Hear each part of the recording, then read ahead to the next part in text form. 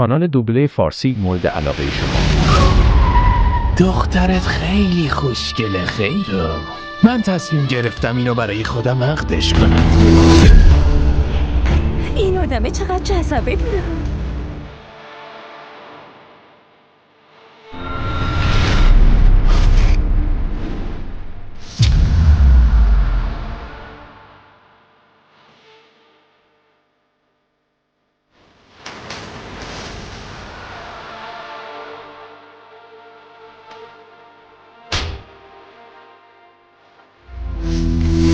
DDTV فارسی تقدیم می کند. هر هفته فیلم جدید.